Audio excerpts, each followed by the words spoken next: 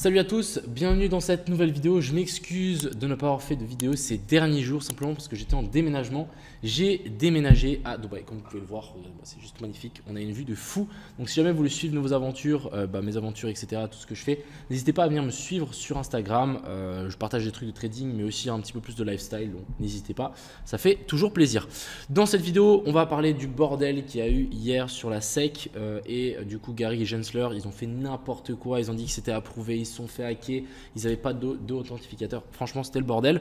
On va parler aussi de pas mal crypto, on va parler de Ethereum, comme quoi il y a pas mal de fonds qui vont commencer à transiter vers Ethereum, on le voit encore une fois aujourd'hui. Et on va parler de pas mal d'alt qui sont en train de rebondir, comme le Layer 2, etc. Enfin bref, j'espère que cette vidéo vous plaira et n'hésitez pas à me faire un retour, ça fait toujours plaisir. On est parti. Crypto, million. Crypto, million. Donc avant de commencer, on va revenir 14 heures en arrière. On a eu quoi? On a eu une news sur le compte Twitter de la SEC qui nous a dit que l'ETF, que tous les ETF spot BTC avaient été acceptés. Qu'est-ce qui s'est passé droit derrière? On a eu un petit tweet de Gary qui nous a dit que le compte en question avait été compromis. Donc il y a quelqu'un qui s'était connecté et qui avait posté un message alors que c'était complètement faux. Et ensuite on a eu le compte safety de X qui nous a dit que ils avaient remarqué que le compte n'avait pas de authentificateurs. Donc rendez-vous compte que un compte comme la SEC n'avait pas activé le 2FA. Je ne sais pas si vous vous rendez compte, mais je trouve ça juste absurde. D'ailleurs, si vous ne l'avez pas, je vous le conseille de vraiment le mettre, hein. Ça vous envoie un message ou ça vous demande de mettre le code avec l'application authentification de Google. Franchement, ça vaut la peine. Ensuite, n'hésitez pas encore une fois à me suivre sur Instagram. Vous voyez le petit appartement où je suis. Moi, je suis actuellement là. Donc, regardez-moi la vue qu'on a derrière. C'est plutôt pas mal. Enfin bref, on n'est pas là pour ça. On va directement passer sur les crypto-monnaies et on va surtout passer sur le Bitcoin. Donc, hier, quand on a eu toutes ces news-là, on a eu le Bitcoin qui s'est affolé, mais on a eu une espèce de mèche un peu chelou qui a été complètement rejeté et on est venu chercher ici en dessous aussi. Ce que je trouve très intéressant avec cette mèche, c'est que on n'est pas venu récupérer l'equal high, le high qu'on avait laissé là. Donc simplement maintenant on a créé un equal high. Donc là finalement on a une belle poche de liquidité. Étant donné que le Bitcoin nous a fait un nouveau plus haut hier, ici on va pouvoir considérer ça comme un nouveau boss. Donc en théorie, on reste dans cette structure haussière ici, il n'y a rien à dire. On est venu récupérer l'équal haut qu'on avait laissé ici. Donc avec cette mèche là, on vient nous faire un nouveau plus haut. Donc pour le moment, la structure reste complètement haussière et c'est même plutôt bullish.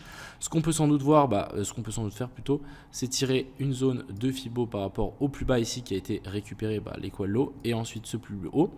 Et on peut peut-être s'apercevoir que simplement on va peut-être attendre un retour dans la zone d'OTE qui a été laissée ici et pourquoi pas aussi venir récupérer l'équal low qu'on a laissé juste ici en dessous. Donc je parle de la zone des 43 000 tout rond. Pourquoi pas nous faire un joli petit retour là-dedans, on redescend et ensuite on repartirait vers le haut. Pour moi la news de l'ETF BTC est clairement pricée.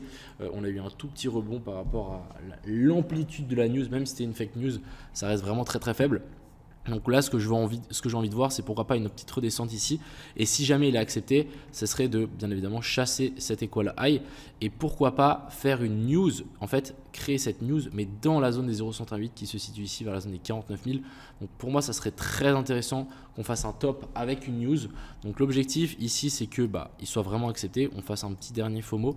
On vient de récupérer ces highs et ensuite, pourquoi pas corriger un petit peu plus fort vers le bas pour préparer le halving. Je rappelle que le halving, les gars, il est dans 3 mois. Donc ça passe très très vite et on a tendance à l'oublier.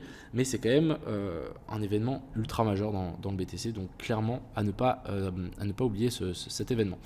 Ensuite, du côté de l'Ethereum, donc on voit bien, il a pris pas mal de puissance. J'avais dessiné ça dans mes dernières vidéos.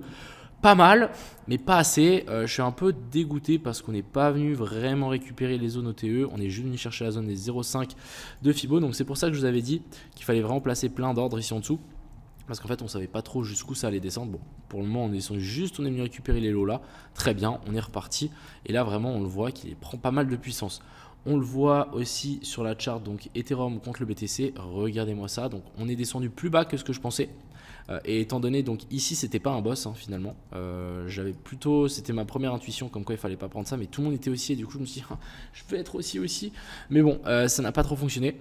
Vous voyez la zone OTE ici elle a été traversée, on est venu récupérer la poche de liquidité qu'on avait laissée là, on n'est pas venu récupérer la zone de fair value gap en monthly. Pourquoi pas, après voilà, ça me dérange pas tant que ça.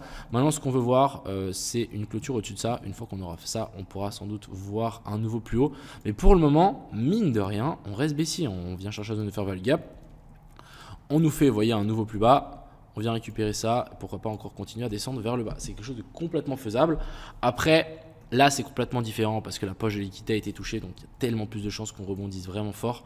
Et vraiment pour valider ça, il nous faudrait une clôture au-dessus de ça. Donc c'est pour ça que si j'étais vous et pour tous les gens qui veulent rentrer dans les cryptos, j'achèterais pas de Bitcoin, j'achèterais juste de l'Ethereum et je holderais parce qu'il a vraiment du retard. Ensuite, du coup, si on regarde un petit peu l'Ethereum, je vais enlever mon petit dessin, on est quand même sur quelque chose de très intéressant. Prise de liquidité ici en dessous, on vient nous faire ici un nouveau plus haut. Et ensuite, on vient de nouveau nous refaire un nouveau plus haut. Après la correction, très belle correction. On est venu chercher, vous voyez, la petite zone de fair value gap qu'on a laissée là. On a rebondi et du coup, maintenant, on vient de faire un nouveau plus haut. Donc là, ce qui serait assez intéressant, c'est de venir rechercher de nouveau la zone de fair value gap qu'on a laissée ici, juste en dessous, vers la zone des 2335 et ensuite pourra pas continuer à repush. Et je rappelle que la main target de Ethereum se situe ici vers la zone des 3400, donc il y a clairement de la marge à venir chercher. Ensuite, du côté du BNB, on est en train de corriger. Je trouvais ça assez intéressant de vous le montrer. On corrige tranquillement. Vous voyez qu'on monte en impulsion, on descend en escalier, donc là c'est très très cool. Là, ce qu'il faut maintenant simplement attendre, c'est une recherche de liquidité. Donc pourquoi pas récupérer ce lot là ou ce lot là ou ce lot là. On récupère ça et qu'on fasse un petit boss. Une fois qu'on aura un petit boss, je pense qu'on va pouvoir vraiment vouloir s'envoler vers le haut. Donc hop, nous faire un nouveau plus bas. Ensuite, on nous fait un nouveau plus haut, on corrige un petit peu et là, ça peut vraiment partir très très fort. Donc vraiment, le BNB à surveiller de très près. Ensuite, on attaque toutes les algues qu'on a ici. Donc on va aller assez rapide, mais je vais vous montrer quand même un petit peu pas mal de choses. Donc déjà, le Ape, je ne sais pas si vous vous souvenez, mais j'avais attendu qu'on vienne récupérer ces lots-là. On est finalement venu les récupérer avec quand même un joli petit crash. Par contre, ce joli crash, on est où ? On est venu chercher parfaitement la zone des 705 de Fibonacci. Donc là, si le Ape nous donne une inversion de structure, clairement ça vaut la peine de mettre une petite bille. Ensuite, on a le WU qui était venu récupérer donc la poche de liquidité qu'on avait laissée là. Donc ça, c'était plutôt pas mal. Après, on n'a toujours pas fait de boss ici. Donc ça, c'est un peu dommage. Par contre, si vraiment on check la chart, on a quand même quelque chose d'assez intéressant. On avait ces lots là qui a été resté. On est venu les récupérer. Donc ici, on le voit bien. La petite mèche qui va bien, donc ça pour moi c'est poche de liquidité récupérée. Même si on a la mèche là, la mèche on la prend pas en compte parce que c'est vraiment une mèche de liquidation. Les gens qui l'ont droit derrière après la mèche de liquidation, ils vont placer leur stop loss ici et non ici. Donc c'est pour ça qu'on vient souvent récupérer seulement les petites mèches qu'on a laissées après la mèche de liquidation. Ensuite ici on est venu récupérer ça, ici on est venu faire donc notre petit inversion de structure. Et maintenant ce qu'on peut s'attendre ici sur le haut, c'est pourquoi pas avoir une redescente ici juste vers la zone des 0,39 à la zone des 0,37. Ça pourrait être une zone super intéressante. En tout cas, moi, j'ai ma petite position sur le haut, mais je voudrais bien en remettre une bille. Et je pense qu'ici, ça peut être une super zone. Ensuite, on a le SEI qui nous a fait presque la même chose que le haut. On a quand même une belle inversion structure. Donc ici, on a notre joli petit boss. Et là, ce qu'on pourrait voir, c'est pourquoi pas avoir un retour ici. Donc, nous faire notre setup triple tap. On revient sur ces zones là et ensuite on s'inverse sur ces niveaux là. Donc là moi c'est ce que je vais clairement attendre sur le SEI. Je pense qu'on est potentiellement sur un bottom ici et nous faire un retour vers la zone des 63 centimes, ça pourrait être excellent. Ensuite on a le LTC, même chose, LTC on a fait de nouveau cette inversion structure comme on les aime bien. Je pense que là on est peut-être en train de corriger en ABC et je voudrais quand même voir une petite dernière baisse vers la zone des 63 $, passer sous la poche de liquidité, juste vous zoomer un petit peu dessus, mais en gros venir récupérer la petite poche de liquidité qu'on a laissée là et ensuite vouloir repartir vers le haut. Donc LTC clairement à surveiller. Ensuite on a le optimisme et le optimisium et le non c'est optimisme et on a le arbitrum qui sont deux layer 2 qui peuvent être assez intéressants étant donné qu'il y a pas mal de forces qui vont passer sur Ethereum. Pourquoi pas aussi que les layer 2 peuvent vraiment à mon avis pumper. Ici on a aussi le très joli petit setup triple tap ou épaule tête épaule inversée comme vous voulez. Maintenant ce qu'on veut voir c'est étant donné que là on est venu faire donc une continuation de la structure. On est venu faire une clôture au-dessus de ça. Maintenant, ce qu'on peut s'attendre, c'est un retour dans la zone de fair value gap ici en H1. Elle commence à partir de la zone des 3.4 et je pense que ça vaut la peine de tenter quelque chose là-dessus. En plus, on a une zone d'invalidation assez claire juste ici en dessous. Si on passe ici en dessous, ça sera finito. Ensuite, on a le arbitrum, même chose que l'optimisme. En plus, lui, il est venu faire un retest de l'ancien plus haut qui est vraiment plutôt clean. Donc, on le voit bien ici. Maintenant, ce qui serait assez intéressant, c'est de pourquoi pas faire un tour dans la zone de fair value gap qu'on a laissé juste ici en dessous, à partir de la zone des 1.8. Et si on a une inversion structure en low time frame là-dedans, là, je pense que ça vaut la peine de placer un long et de target un nouveau high. Et on va continuer donc avec le AVAX. AVAX, ça ressemble un petit peu comme au SEI et au LTC. On a de nouveau cette inversion structure ici qui s'est mis en place, donc tac tac. Et maintenant, ce qu'on veut voir, c'est pourquoi pas faire donc notre scénario ici triple tap. Bon, en fait, on est déjà venu faire le scénario triple tap. Le seul bémol que je trouve, c'est que... Alors, attendez, ouais, on n'est pas venu chercher la zone OTE. Donc, soit on refait une baisse un petit peu plus basse, soit, en fait, ici, on a déjà notre bottom. Donc, en gros, si on zoome un petit peu, on va voir que ce lot-là a été récupéré. On est venu faire un nouveau plus haut par rapport à celui-là. Donc, très bien. Et si on passe en 1 heure, vous voyez bien que là, la zone de fair value gap a déjà été touchée. Donc en théorie, on pourrait déjà partir à partir de là. Et je pense qu'il y a pas mal... Donc c'est un setup de trader, hein, c'est un setup assez connu de faire ça. Juste, on tue long la zone de fair value gap après le breakout, après une poche de liquidité. Et en général, ça part tout seul.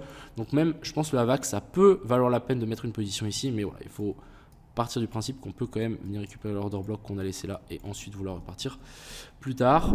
Ensuite, on a le Arbitrum. Donc Arbitrum, alors non c'est pas le Arbitrum, c'est l'APT. Sur l'APT, on a ce setup ici, donc cette zone de pivot sur laquelle on est venu faire pas mal de fois des touchettes et à chaque fois on s'est fait rejeter. Et ici on voit bien qu'on est venu faire support. Donc c'est la zone dans laquelle on veut voir que ça tient. J'ai toujours ma position sur l'APT. Elle est un petit peu, ouais elle est dans le rouge. Je crois que j'avais long par là autour. Je l'ai hold. Par contre le seul bémol que je vois ici c'est qu'on est en train... Ah non, alors la mèche ici a été récupérée. Ici, bah, on a clairement créé une zone de poche d'équalo. Et du coup, je me dis, bah, on peut largement récupérer ça avant de vouloir repartir.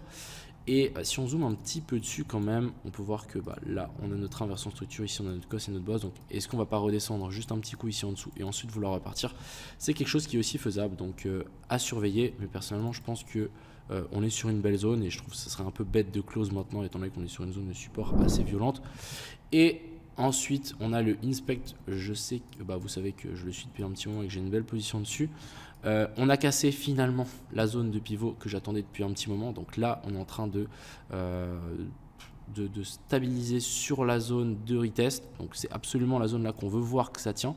Et c'est aussi une belle zone à mon avis dans laquelle on peut, je pense, tenter un achat étant donné qu'on s'est extirpé vers le haut. Et la prochaine target, si vraiment la zone ici ça tient, simplement on devrait target un plus haut et là il y a quand même 45% à prendre, donc c'est pas mal. C'est clairement quelque chose qu'on veut voir. On veut pas de clôture sous ces highs, donc je parle de la zone des 20 centimes. Si on a vraiment fait des closes en daily là en dessous, ça sentira de nouveau mauvais. Voilà un petit peu le topo pour aujourd'hui. Je pense que vraiment les layers 2 plus Ethereum peuvent vraiment être intéressants. On peut potentiellement s'attendre à une correction, comme je vous ai montré, le BTC il peut corriger un petit peu plus fort, donc l'Ethereum peut suivre aussi un petit peu, même s'il reste assez fort. Et bien évidemment, pourquoi pas essayer d'attendre un retour dans la zone de fair value gap ici en H4 pour tenter de mettre quelque chose. Encore une fois, attendez des confirmations en low time frame et puis faites attention, hein, l'ETF n'est pas encore accepté et du coup il peut y avoir encore beaucoup de volatilité dans les jours à venir. Enfin bref, voilà, j'espère que cette vidéo vous a plu. Je vous souhaite à tous une excellente fin de journée. C'était Rito Mignon. Ciao.